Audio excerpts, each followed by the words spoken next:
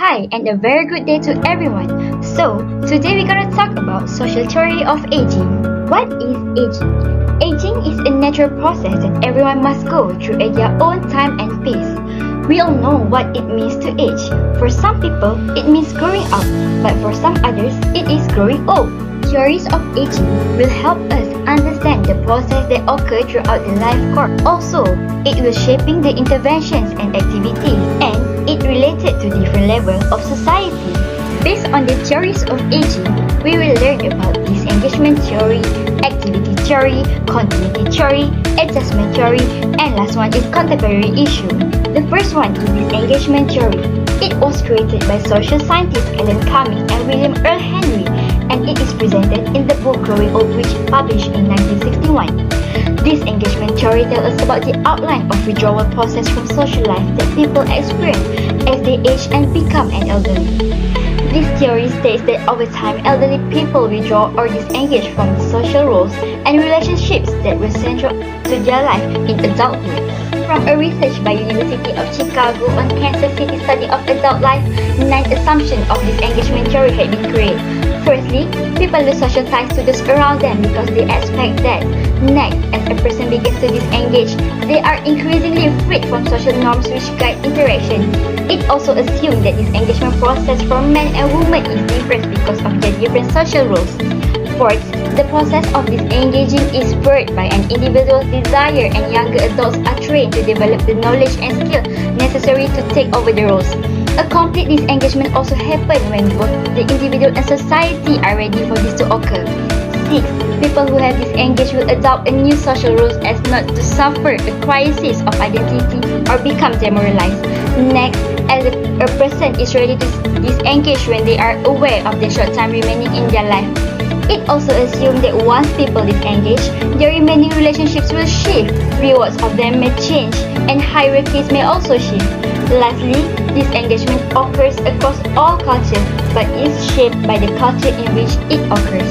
Now, we will get to know about activity theory. This theory was developed by Robert J. Harvey-Hurst in 1961.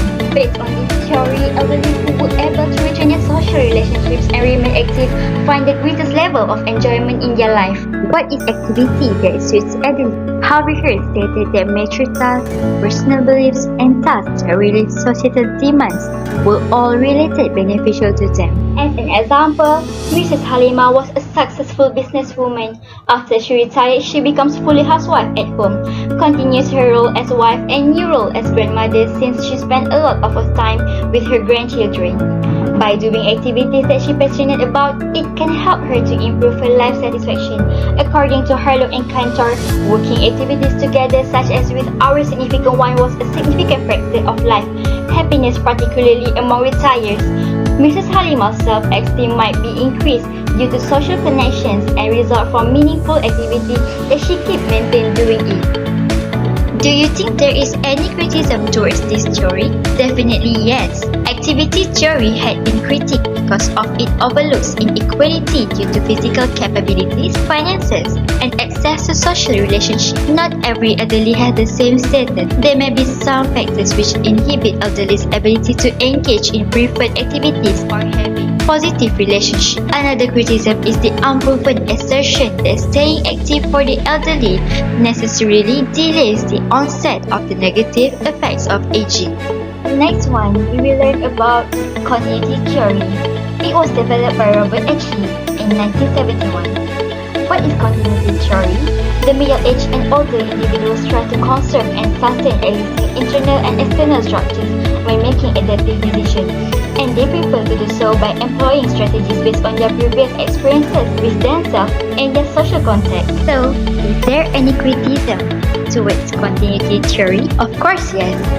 It does not adequately account for the implicit social constraints placed on women, the chronically ill elderly, the role of social welfare programs in the life of impoverished and needy older adults.